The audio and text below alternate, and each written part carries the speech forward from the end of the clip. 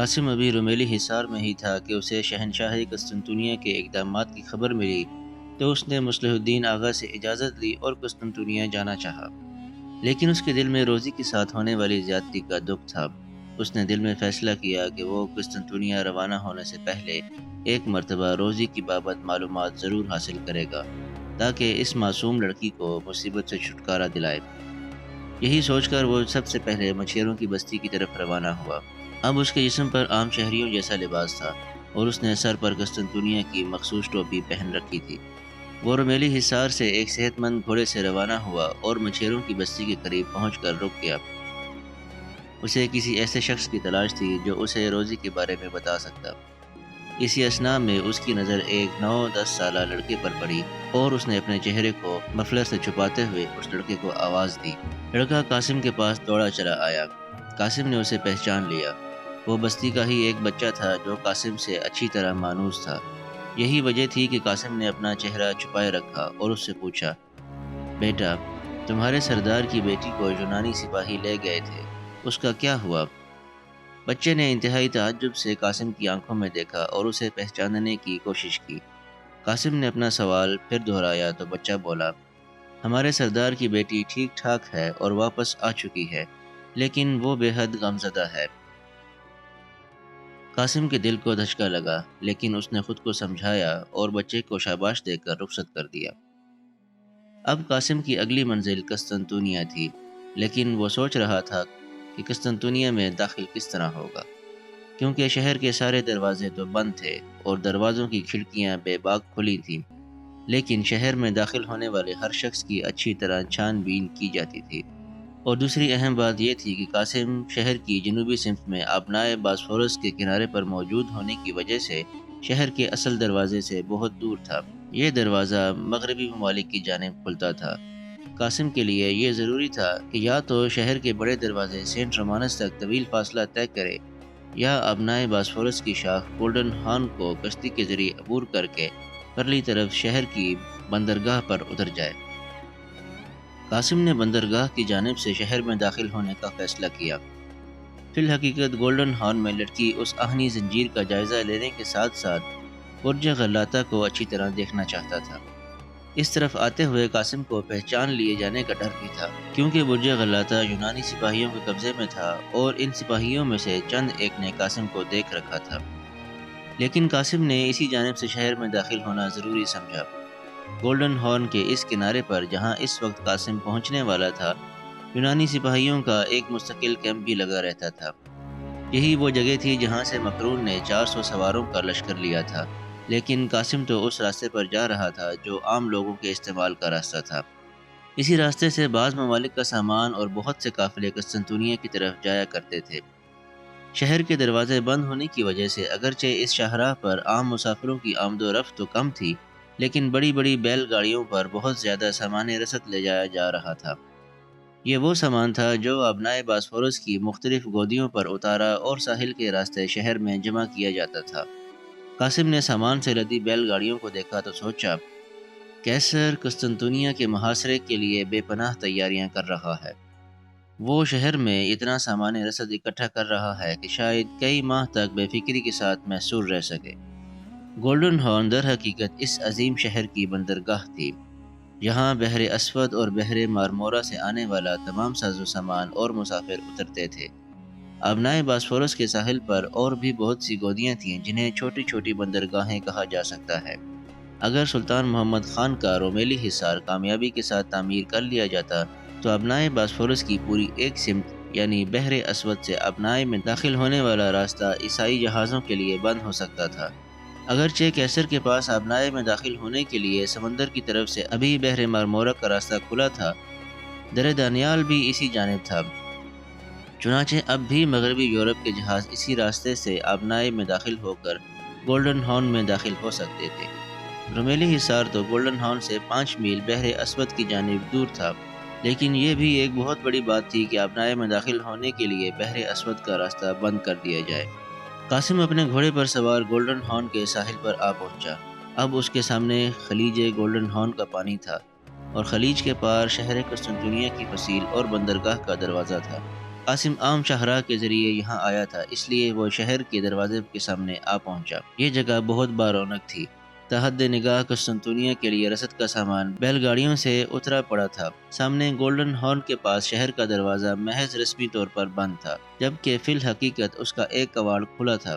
عام لوگوں کی آمد و رفت پر پابندی تھی اور قسطنطنیہ کے سپاہی دروازے میں کھڑے آنے جانے والوں کی تلاشی لے رہے تھے۔ بڑی بڑی کشتیاں اس طرف کا سامان ڈھو ڈھو کر اس طرف منتقل کر رہی تھیں۔ پورے ماحول میں عجلت اور سنسنی کا اثر موجود تھا۔ دروازے کے اندر، دروازے کے دائیں بائیں، دروازے کے سامنے، گولڈن ہارن میں موجود ہر کشتی اور جہاز پر، اور اسی ساحل پر جہاں قاسم کھڑا تھا، ہر طرف کیسر کے باوردی سپاہی بہت زیادہ تعداد میں دکھائی دے رہے تھے۔ قاسم ایک عام شہری کی حیثیت سے یہاں آیا تھا اور عام شہری اس پورے ماحول کا اکا دکا ہی دکھائی دے رہے تھے۔ قاسم بندرگاہ کے ساتھ لگے ان جہازوں کو دیکھنے لگا جو اس ساحل اور سامنے کے ساحل پر دونوں طرف ڈھیروں سامان اتار رہے تھے۔ اس سامان میں زیادہ تر غلہ، اجناس، ملبوسات اور ادویات وغیرہ شامل تھیں۔ دونوں طرف کی گودیاں لکڑی کے بڑے بڑے تختے سمندر میں آگے کی طرف بڑھا کر بنائی گئی تھیں۔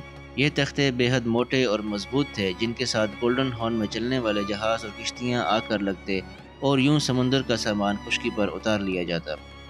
قاسم کو اس بندرگاہ پر مختلف ملکوں کے لوگ نظر آئے جو غالباً قسطنطنیہ کے لیے اپنے اپنے ملکوں کی امداد لا رہے تھے۔ سامنے کا ساحل بھی شہر اور فصیل کے دروازے کے سامنے کئی گز تک پھیلا ہوا تھا، اور اس طرح پانی اور فصیل کے درمیان ایک چوڑی سی پٹی شہر کی سمندری اطراف میں گھوم رہی تھی۔ لیکن یہ پٹی اتنی چوڑی بھی نہ تھی کہ یہاں کسی لشکر کو اتارا جاتا۔ فصیل کے ساتھ ساتھ خشکی کی یہ پٹی فصیل پر موجود محافظوں کی زد میں تھی۔ قاسم سوچنے لگا کہ وہ کس طرح شہر میں داخل ہو۔ اس کی نظریں گولڈن ہارن میں گشت کرتی سپاہیوں کی کشتیوں پر تھیں۔ اسی اثناء میں اسے ایک چھوٹی کشتی دکھائی دی جسے ایک اکیلا نوجوان سپاہی چلاتا ہوا اس طرف آ رہا تھا۔ قاسم اس سپاہی کو غور سے دیکھنے لگا۔ یہ بھی کوئی یونانی نوجوان تھا، لیکن اس کے خد و خال اور قد و قامت اس کے بہادر اور جنگجو ہونے کا پتہ دیتے تھے۔ سپاہی اپنی کشتی کھینچتا ہوا اس طرف کے ساحل سے آ لگا۔ اس نے کشتی کا رسہ گودی کے چوبی تختوں پر لگے ہوئے لوہے کے کنڈے کے ساتھ باندھ دیا اور خود اچھل کر ساحل پر آ گیا۔ قاسم کے ذہن میں معاً ایک عجیب و غریب ترکیب آئی اور وہ تیز قدم اٹھاتا ہوا اس نوجوان کی طرف بڑھ گیا۔ قاسم کے ہاتھ میں گھوڑے کی لگام تھی اور بدن پر عام شہریوں جیسا لباس تھا۔ چند قدم مزید اٹھانے کے بعد قاسم اس کے سامنے ہو گیا اور اس کا راستہ روک کر ایک دم اسے چونکا دیا اور کہا، معلوم ہوتا ہے آپ بازنطینی سلطنت کے سپاہی ہیں۔ میں آپ کو تکلیف دینے کے لیے معذرت خواہ ہوں، لیکن میں بے بس ہوں، اس لیے آپ کو تکلیف دی۔ دراصل میں قسطنطنیہ شہر میں داخل ہونا چاہتا ہوں، لیکن یہاں کوئی مجھے اس طرف لے جانے کے لیے تیار نہیں۔ اگر آپ میری کچھ مدد فرما دیں تو نوازش ہوگی۔ باوردی سپاہی قاسم کو گھور گھور کر دیکھ رہا تھا۔ اس نے کہا، آپ کے لہجے سے معلوم ہوتا ہے کہ آپ قسطنطنیہ کے شہری نہیں ہیں۔ آپ کہاں سے آئے ہیں اور قسطنطنیہ میں کیوں داخل ہونا چاہتے ہیں؟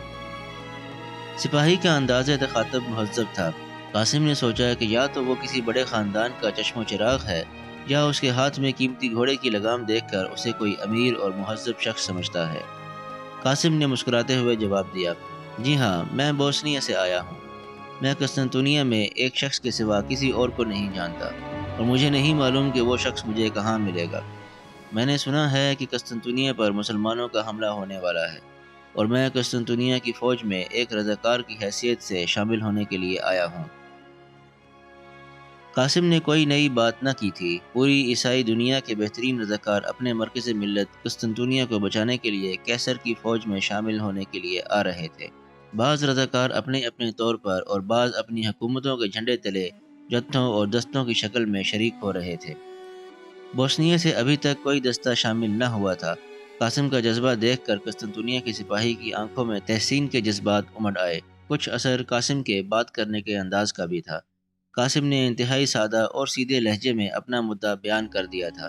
یہی وجہ تھی کہ یونانی سپاہی، جو یقیناً اپنی فوج میں کوئی افسر رہا ہوگا، اس نے قاسم کو شک کی نگاہ سے دیکھنے کا خیال ترک کر دیا اور کسی قدر نرم لہجے میں پوچھا، وہ کون سا شخص ہے قسطنطنیہ میں جسے آپ جانتے ہیں؟ ڈیمونان نام ہے اس کا۔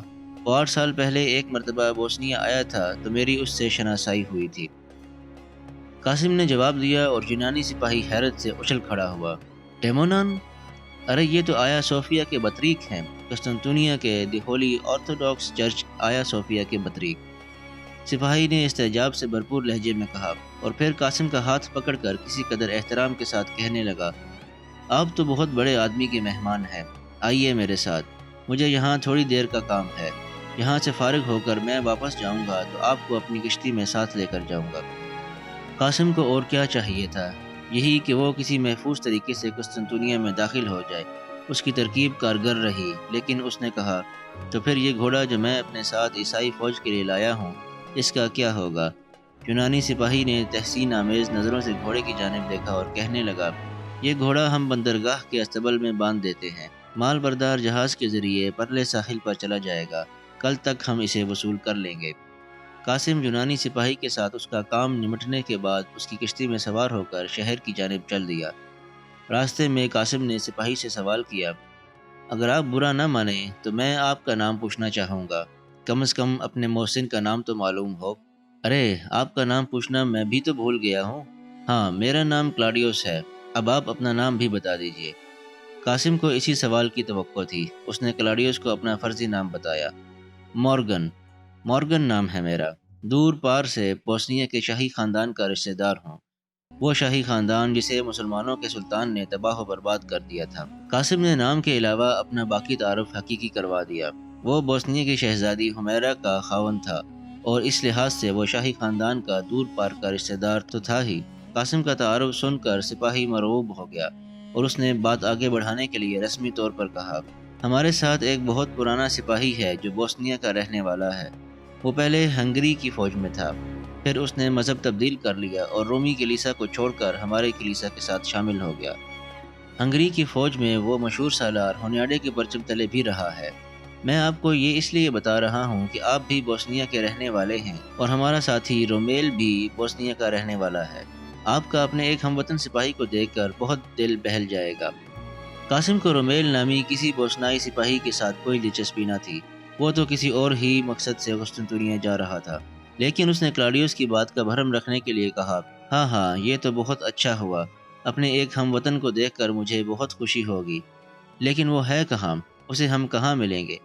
قاسم نے اس ڈر سے کہ اسے کلاڈیوس سچ مچ رومیل سے نہ ملوا دے، رومیل کی بابت پوچھا، اور کلاڈیوس کا جواب سن کر اس کا دل دھک سے رہ گیا، کیونکہ کلاڈیوس کہہ رہا تھا، رومیل ہمیں یہیں مل جائے گا، شہر کے دروازے پر۔